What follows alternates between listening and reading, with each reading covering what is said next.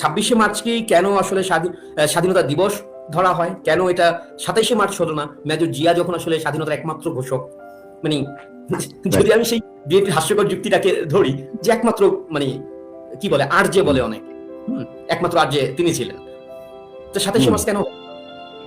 M A Kashem দাদা রয়েছেন আমাদের সঙ্গে, প্রেসিডেন্ট ফ্রান্স আওয়ামী লীগের, যিনি প্রতিনিয়ত কথা বলে যাচ্ছেন মুক্তিযুদ্ধের পক্ষে। দাদা, আপনাকে স্বাগত জানাচ্ছি। আপনাকে ধন্যবাদ আপনাদেরকে। আমি একটু শুরুটা করতে চাই কাশেম দাদা আপনাকে দিয়ে, যেহেতু আমরা আসলে 25শে মার্চে সেই কাল রাত্রির কাছাকাছি একটা সময় দাঁড়িয়ে আছি। 26শে মার্চও আসছে, 7ই মার্চ চলে গেল। এই মার্চ জুড়েই আসলে আমাদের মুক্তিযুদ্ধের অজস্র ঘটনা। আমি আপনার কাছ থেকে শুধু একটা ব্যাপার একটু মানে এটা আসলে মানে কি বলে যে প্রতিষ্ঠিত সত্য, কিন্তু আজকের এই বাংলাদেশ যখন পাকিস্তানের সেই পরাজিত শক্তির কবলে, তখন আসলে প্রতিষ্ঠিত সত্যগুলোই আমাদেরকে আবার বারবার বলতে হয়, কেননা এখানে ইতিহাস বিকৃতই এমন একটা পর্যায়ে চলে গেছে যে আসলে এই কথাগুলো আমরা রিপিট না করে উপায় থাকে না আমাদের হাতে। 1971 সালের 25শে মার্চে পাকিস্তানি বাহিনীর যে গণহত্যার পরে 26শে মার্চের প্রথম প্রহরে জাতির জনক যে স্বাধীনতার ঘোষণা দিলেন, তারপর আমরা দেখলাম চট্টগ্রামের কালুরঘাট বেতার কেন্দ্র থেকে আওয়ামী লীগের নেতা এম এ হান্নান, যিনি 26শে মার্চ দিনের বেলায় হচ্ছে তিনি ঘোষণাটা আবার পাঠ করলেন। তারপরে যে মেজর জিয়া হচ্ছে 27শে মার্চে পাঠ করলেন, এবং সেখানে তিনি উল্লেখ করেছেন যে জাতির জনক বঙ্গবন্ধু শেখ মুজিবুর রহমানের পক্ষ থেকে তিনি করছেন বঙ্গবন্ধু শেখ মুজিবুর রহমান, কারণ সে সময় জাতির জনক হিসেবে এটা করা হয়নি, তাকে বঙ্গবন্ধু হিসেবে সম্বোধন করা হতো। তো এই যে প্রতিষ্ঠিত একটা সত্য, যেটা পুরো পৃথিবীর সংবাদ মাধ্যম থেকে শুরু করে সবকিছু আমরা ঘাটলে যেই সত্যটা দেখতে পাই 71-এর ইতিহাসে, এবং যেখানে মানে 26শে মার্চকেই কেন আসলে স্বাধীনতা দিবস ধরা হয়, কেন এটা 27শে মার্চ হলো না? মেজর জিয়া যখন আসলে স্বাধীনতার একমাত্র ঘোষক, মানে যদি আমি সেই বিএনপির হাস্যকর যুক্তিটাকে ধরি যে একমাত্র মানে কি বলে আর যে বলে অনেক একমাত্র আর যে তিনি ছিলেন, তো 27শে মার্চ কেন? ধন্যবাদ সাদাত রাসেল। এই মার্চের মূল পয়েন্টটা হচ্ছে আমার দৃষ্টিতে ঐতিহাসিক 7ই মার্চ 19 মিনিটের যে ভাষণ জাতির জনক বঙ্গবন্ধু শেখ মুজিবুর রহমান সেদিন সোহরাওয়ার্দী উদ্যান দিয়েছিলেন, সেটা সারা পৃথিবীর মানুষের জন্য আজ যুগান্তকারী। মানুষ সেটাকে অনুসরণ বা মানুষ এটাকে অনুধাবন করতেছে পৃথিবীব্যাপী। যদিও আমাদের দেশে আমরা দেখলাম এই যুগান্তকারী ভাষণ 1975-এর 15ই আগস্টের পরবর্তীতে এই দেশের মানুষের কাছে গ্রহণীয় ছিল, বাট শাসক যন্ত্র এমন ভাবে তারা ঘোষণা দেয়নি যে এটা নিষিদ্ধ, বাট তাদের ক্রিয়াকর্মে এটা নিষিদ্ধকরণের জন্য যা কিছু করার দরকার, মানুষের উপরে, তৎকালীন ছাত্র সমাজ, যুব সমাজের উপরে যা অত্যাচার করার তারা তা করেছে। আর বিশেষ করে 2024-এর 5ই আগস্টের জঙ্গি সন্ত্রাসী হামলার পরে একই কায়দায়, আমি বলবো না তার চাইতে কয়েকশো গুণ বেশি ভাবে এই ভাষণটাকে মানুষের কাছ থেকে চিনিয়ে নেওয়ার চেষ্টা হচ্ছে।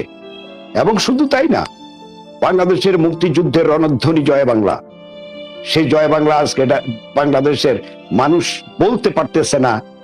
সেখানে পুলিশি হামলা, মব হামলা, আমরা ছোটকাল থেকে শুনে আসতাম যে মগের মুল্লুক, এই মগের মুল্লুক এখন মব হামলাতে পরিণত করেছে ডক্টর ইউনূস, যে এই মব হামলার বা মবের জনক যাকে এখন মানুষ বলে। আপনি কিছু মনে করবেন, আমি একটু আপনাকে থামাচ্ছি। আপনি যে পয়েন্টটা নিয়ে কথা বলেছেন এটা নিয়ে আসলে ডিটেইল আমার প্রশ্ন রয়েছে আপনার কাছে। 26শে মার্চ নিয়ে কথা বলছিলাম, যেখানে একটা মীমাংসিত সত্য ইতিহাসে, সেই সত্যটাকে হয় না যে আপনি যখন আপনার পাশে একটা 10তলা বিল্ডিং দাঁড়ানো থাকবে, আপনি যদি ধরেন একটা 2তলা বিল্ডিং থাকে, আপনার নিজের সবচেয়ে বড় দেখাতে গেলে, নিজের বাড়িটাকে সবচেয়ে বড় দেখাতে গেলে কি করতে হবে? আপনাকে হয় নিজের বাড়িটা বড় করতে হবে, অন্যথায় পাশের বাড়িগুলো সব ভেঙে ফেলতে হবে। এই দুইটা অপশন আছে আপনার হাতে। তো 71 তো আসলে চলে গেছে, 71-এ যার যা কর্ম ছিল সেটা সে করে ফেলেছে। ওই জায়গাটা ফিরে গিয়ে আর ওটাকে নতুন করে কাজ কিছু করা সম্ভব না সেখানটা, অর্থাৎ আশেপাশেগুলো ভেঙে ফেলাটাই একমাত্র পথ। বিএনপি আসলে জিয়াউর রহমানকে স্বাধীনতার ঘোষক বানাতে চেষ্টা করে তাকে যে হাস্যকর বানাচ্ছে, তার 71-এর যে অবদান ছিল সেই সময়ে, তার যে কাজ ছিল, আমি 75 পূর্ববর্তী বা 75 প্রেক্ষাপটটাকে বাদ দিয়ে 71 শুধু ধরছি, মেজর জিয়ার কর্মকাণ্ড, সেই জায়গাটাকেও কি আরো বেশি হাস্যকর বানিয়ে তুলছে না বা প্রশ্নবিদ্ধ করে তুলছে না জিয়াকে মহান বানাতে গিয়ে? এই যে 26শে মার্চ বা 7ই মার্চ সম্পর্কে খোদ জিয়াউর রহমান স্বাধীনতা পরবর্তীতে 1974 সনে বিচিত্রাতে একটা নিজেই লিখেছিলেন যে 7ই মার্চ উনি কিভাবে মুক্তিযুদ্ধের পক্ষে বা মুক্তিযুদ্ধের জন্য অনুপ্রাণিত হয়েছিলেন, অর্থাৎ বঙ্গবন্ধুর সে ঐতিহাসিক সংবাদটা একটু স্ক্রিনে দেখিয়ে দিচ্ছি, আপনি প্লিজ বলুন। হ্যাঁ, উনি নিজে অনুপ্রাণিত হয়েছেন। বঙ্গবন্ধুর জীবদ্দশায় তো মানে উনি এইভাবে লিখেছেন, উনার জীবদ্দশায় অর্থাৎ 75-এর 15ই আগস্ট পরবর্তীতে উনি যখন বাংলাদেশের প্রেসিডেন্ট হইলেন, মৃত্যুর আগ পর্যন্ত উনি নিজেকে কখনো কোনো অবস্থাতেই বাংলাদেশের স্বাধীনতার ঘোষক বলেন নাই। এরপরে যখন শাহ আজিজুর রহমান প্রধানমন্ত্রী হইলেন, এবং শাহ আজিজুর রহমানের সম্পর্কে ব্যাখ্যা দিতে গেলে 1 ঘন্টা লাগবে, ওইটা আপনারা ভালো করে জানেন। এই শাহ আজিজুর রহমানের প্রথম বলল যে বাংলাদেশের স্বাধীনতার ঘোষক হইল জিয়া রহমান, কারণ 27 তারিখে জিয়া রহমান ঘোষণা দিয়েছে। এখন প্রশ্নটা আমার যে যদি 7ই জিয়া রহমান স্বাধীনতার ঘোষক হয়, তাইলে বাংলাদেশের স্বাধীনতা দিবস তো 27 তারিখে হওয়া উচিত, সেটা তো 26 তারিখ হওয়ার কথা না।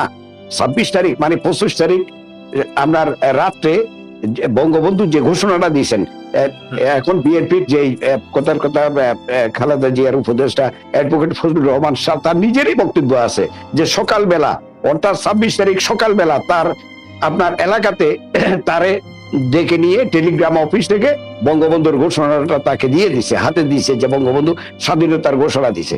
আসলে হইলটা কি, যেমন আমি ব্যক্তিগতভাবে এটা আমার জীবনে বহুবার বহু জায়গায় আলোচনা সভায়, জনসভায়, সব রাজনীতিটা হচ্ছে সত্য কথাটা সৎ সাহসের সাথে বলা, কিন্তু এটা আমরা একটা শ্রেণী বিশ্বাস করি বা বলি, বাট অপরপক্ষে হচ্ছে মিথ্যাকে গুছিয়ে সত্য বানানো, মানে যে ইয়েটা যোগ্যতা, ওইটাই হচ্ছে রাজনীতি।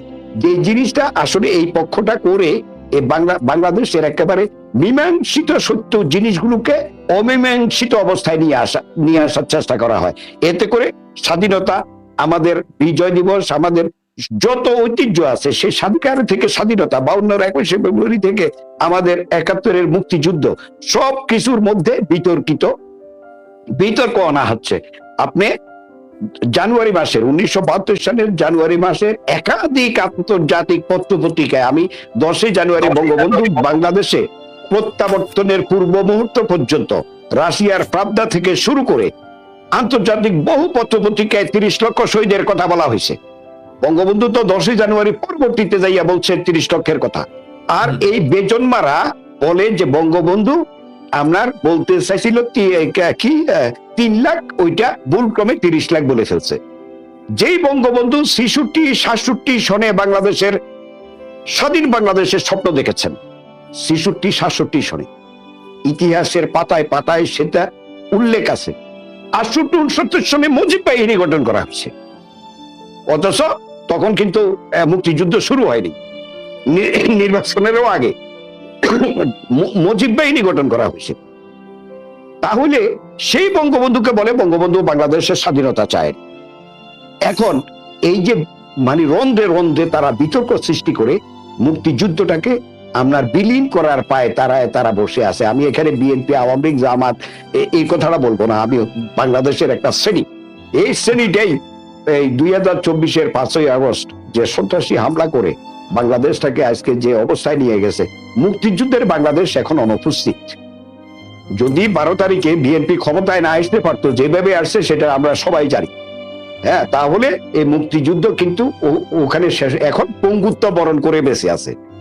কিন্তু 12 তারিখের এই অবস্থা না হইলে পঙ্গুত্ব বরণ করে হয়তো বাঁচানো যাইতো না। তারপরও প্রতিটি মুহূর্তে আমরা যে কথাটা বলে আসতেছি সেটা হচ্ছে মুক্তিযুদ্ধের বাংলাদেশ পুনরুদ্ধার করতে হবে।